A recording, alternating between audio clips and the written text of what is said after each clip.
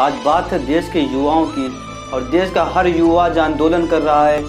और जब भी किसी देश का एक शिक्षित वर्ग या फिर उस देश का युवा आंदोलन करता है तो ज़रूर उस देश में कुछ गलत हो रहा है, क्योंकि ये राजनीतिक पार्टियां आपस में लड़ती रहें, झगड़ती रहें, उस देश से उस देश पे फ़र्क नहीं पड़ता, क्योंकि किसी देश का भविष्य उस देश के युवाओं पर निर्भर करता है, ना कि उस देश की सरकार पर।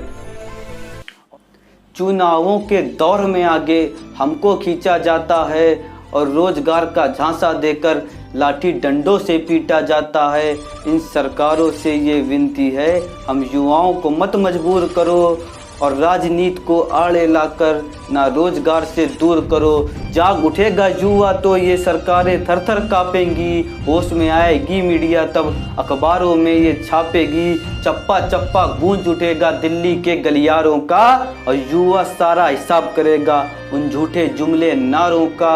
हर युवा की आवाज़ उठी है, मत सोचो कि मर जाएगी, और इतना युवा दिल्ली पहुँचेगा कि दिल्ली ही भर जाएगी।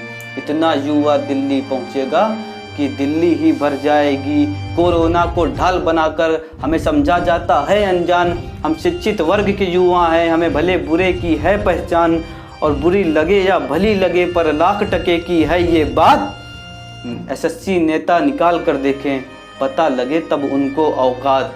एसएससी नेता निकाल कर देखे, पता लगे तब उनको औकात। जान से ज़्यादा महत्व दिया इन युवाओं ने तैयारी को, और राह ताकते देख रहे थे अपनी आने वाली बारी को। एक बार फिर से देखो, हम युवाओं का सपना टूटा है, रेलवे और एसएससी ने हमसे अरबों लूटा है। सालों साल से फंसा पड़ा है, सालों साल से फंसा पड़ा है रेलवे और एसएससी का, है दम तो अटकाओ कभी पेपर यूपीएससी का।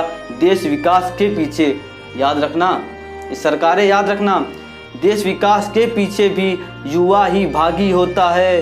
इन सरकारों पे हमारा देश डिपेंड नहीं करता है कि इस सरकारें चाहेंगी तो हमारा देश विकास करेगा। देश का विकास हम युवाओं से होता है, और हम युवा ही इस देश की ताकत हैं।